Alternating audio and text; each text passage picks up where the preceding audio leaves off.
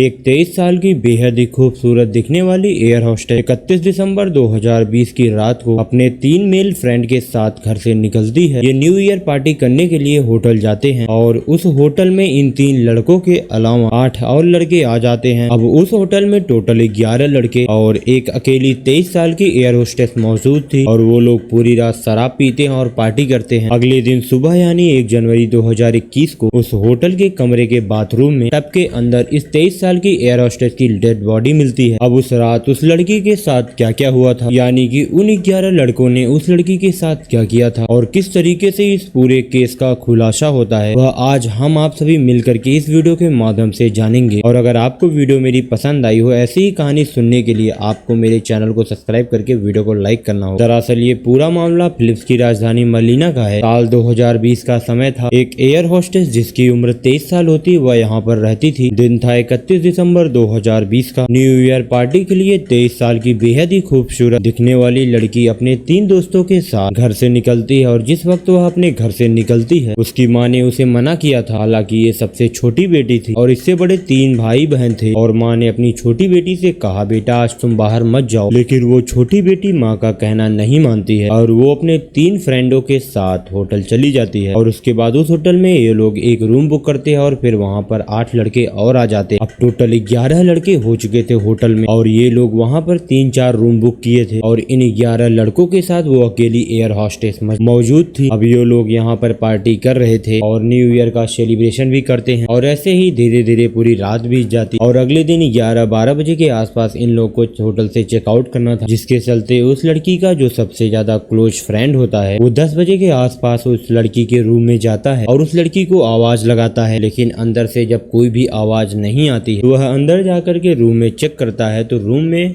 वो लड़की मौजूद नहीं थी और वो ढूंढते ढूंढते बाथरूम में जाता है और वहां जाकर के देखता है तो वो लड़की बाथरूम में लेटी हुई थी। पहले तो उनके दोस्तों को लगा कि ये लड़की शराब ज्यादा पी ली थी, इस वजह से यहाँ पर आकर के गिर गई होगी और वो बेहोश हो गई होगी और इसलिए ये बाथ टब में लेटी हुई होगी। और उसके बाद उसके दोस्त ये चीज सोच करके वहां से चले जाते। लेकिन जब आधे घंटे बाद उसका दूसरा दोस्त आकर के रूम को चेक करता है तो पाता है कि वो लड़की की सांसें नहीं चल रही थी। और जैसे ही उसे इसके बारे में मालूम चला उसके बाद जो 10 लड़के और थे उन्हें भी वो लड़का बता देता है कि वो लड़की अब मर चुकी है। और इतना सुनते ही वो 11 के 11 लड़के घबरा जाते और वो बिना देरी किए होटल से फरार हो जाते हैं। अभी 11 बजे के आसपास जो होटल का स्टाफ होता है वो रूम को चेक करने के लिए आता है तो वो देखता है कि वो बाथरूम में जो लड़की है मृतक अवस्था में टब में पड़ी हुई है। और इतना देखने के बाद होटल स्टाफ बहुत ही ज्यादा घबरा जाता है और वो तुरंत ही पुलिस वालों को इन्फॉर्म कर देता है और लोकल पुलिस मौके पर पहुंच करके जांच करना शुरू कर देती है। और जांच करने के दौरान मालूम चलता है उस लड़की के शरीर में काफी ज्यादा गहरे चोट भी लगे थे और उसके प्राइवेट पार्ट पर भी कुछ गहरे चोट के निशान थे। और साथ ही एक पुलिस ऑफिसर नोटिस करता है कि यानी कि इस लड़की की जो प्राइवेट पार्ट है वो असामान्य अवस्था में है। अब यह सारी चीजें देखने से लग रहा था ये लड़की कल रात को जब 11 लड़कों के साथ पार्टी में आई थी और इन्होंने शराब पिया था, नशा किया था, हो सकता है कि नशे के कारण वो 11 लड़के इसके साथ हैवानियत या दुष्कर्म किए होंगे और उसके बाद इसे मार दिए होंगे। अब देखते ही देखते ये जो मामला है पूरी फिलिप्स में वायरल हो जाता है क्योंकि ये कोई आम लड़की नहीं थी बल्कि ये एक एयर होस्टेस थी और इस तरह से इस एयर होस्टेस की मृत्यु हो जाती है। और जब लोगों को पता चलता है तो वो जस्टिस का डिमांड करने लगते हैं और उसके बाद इस बॉडी का पोस्टमार्टम के लिए भेज दिया जाता है। उसके बाद पुलिस वाले सबसे पहले उन 11 लड़कों की तलाश में लग जाती है, जिसके लिए होटल के सीसीटीवी कैमरे को खंगाला जाता है और उस कैमरे में देखने को मिलता है कि लड़की पहले 3 लड़कों के साथ होटल में आती है, उसके बाद 8 लड़के और यहाँ पर आ जाते और ये लोग पार्टी कर रहे थे और ये लोग 3-4 रूम भी बुक किए थे। तो रूम के सामने जो गैलरी होती है उस गैलरी में कुछ लोग शराब पी करके घूम रहे थे। कुछ लड़कों ने उस लड़की को गोद में भी उठाया और कुछ लोग उस लड़की को किस भी कर रहे थे। और देखने से यही लग रहा था कि लड़की इनके साथ बहुत ही सहमत थी, यानी कि वो इनके साथ कंफर्टेबल थी। लेकिन सुबह होते ही उसकी डेड बॉडी मिलती। जैसे ही इसके बारे में पता चलता है तो हड़कंप मच जाता। अब पुलिस वाले उन 11 लड़कों को बहुत ही जल्द अरेस्ट कर लेते। अरेस्ट करने के बाद जो सारे सबूत और गवाह होते हैं उन्हें लेकर के सीधा पुलिस वाले कोर्ट में इन्हें पेश कर देते हैं। लेकिन इसी दौरान कुछ ऐसा होता है जो इस केस के पूरे रुख को बदल देता है। दरअसल जो उस लड़की का पोस्टमार्टम रिपोर्ट है वो आ जाता है। पोस्टमार्टम रिपोर्ट में यह पाया जाता है कि उस लड़की के साथ दुष्कर्म नहीं हुआ था, यानी कि पोस्टमार्टम रिपोर्ट में कोई ऐसा साइन देखने को नहीं मिल रहा जिससे कि कहा जा सके कि वो 11 लड़के इसके साथ दुष्कर्म किए। अब इसके आधार पर से जो कोर्ट पर केस चल रहा और ये 11 लड़के भी कोर्ट में यही कहते हम उस लड़की के साथ कुछ भी नहीं किए हैं, क्योंकि जो 11 के 11 लड़के थे वो लड़कियों पर इंटरेस्ट नहीं करते थे। हम उस तरह के लड़के नहीं हैं। तो आप लोग समझ ही रहे होंगे मैं आप सभी को किस तरह से इशारा करके वो बताना चाहता हूँ। तो जज के सामने लड़के यही बात बोलते हैं और पोस्टमार्टम रिपोर्ट भी यही कहती है, जिसके आधार पर ये केस कमजोर पड़ जाता है। लेकिन जो लड़की की माँ होती है वो कहती है कि पोस्टमार्टम रिपोर्ट को बदला गया है और ये लड़के झूठ बोल रहे हैं और यही 11 लड़के हमारी बेटी के साथ दुष्कर्म किए और इन लोगों ने ही पोस्टमार्टम रिपोर्ट को चेंज करवाया है। और जब उसकी माँ ये इस बात को बोलती है तो कोर्ट दोबारा पोस्टमार्टम करने के लिए आदेश देती है पुलिस वालों को। उसके बाद उस लड़की का दोबारा पोस्टमार्टम किया जाता है। उसके बाद फिलिप्स के लोग भी सड़क पर उतर आते, उस लड़की के लिए जस्टिस मांगते और इसी के चलते पुलिस भी दबाव में आ जाती है और फिर पुलिस वाले फिर उस लड़की का पोस्टमार्टम कराते। और जिस टाइम ये पोस्टमार्टम हो रहा था उस टाइम पब्लिक भी अवेलेबल थी और ना ही किसी न्यूज मीडिया को दिखाया जाता है यह केस। हालांकि फिलिप्स की कोर्ट में चल रहा था। अब उस लड़की की माँ का कहना था जो ये 11 लड़के हैं वो हमारी बेटी के साथ दुष्कर्म किया और उसकी रात में हत्या कर दी। उसके बाद जब पुलिस वाले पोस्टमार्टम रिपोर्ट के द्वारा इन्वेस्टिगेशन करते उन लड़कों का बयान यह कहता है कि उस लड़की के साथ इन्होंने कुछ भी नहीं किया है, बल्कि जो उसकी मौत थी वह नेचुरल तरीके से हुई थी। उस रात उसने ज्यादा नशा किया था जिसके चलते उसकी मौत हो जाती है। तो ये थी क्रिश्चियन डकेरा हत्याकांड की पूरी सच्चाई। हालांकि ये केस अभी भी चल रहा है। इसमें जो जनता और मीडिया वाले होते वो दो पक्ष में बट जाते हैं। एक पक्ष कहता है कि ये जो मृत्यु हुई थी वो नेचुरल मृत्यु हुई थी और वहीं दूसरा पक्ष कहता था कि इसकी हत्या और इसके साथ दुष्कर्म किए गए थे। लेकिन जो पुलिस वाले सीसीटीवी फुटेज में देखते हैं तो उससे ऐसा लगता है उस लड़की के साथ लड़कों ने जरूर कुछ किया। आपने इस घटना को पूरा सुना, इसके लिए आप सभी को धन्यवाद। बाकी आप सभी को इस घटना के बारे में क्या राय है कमेंट बॉक्स में जरूर बताइएगा। अगर आपको वीडियो पसंद आए तो वीडियो को लाइक करके चैनल को जरूर सब्सक्राइब कर लीजिए। इस तरीके की कहानी सुनने के लिए चलते हैं। जय हिंद, वंदे।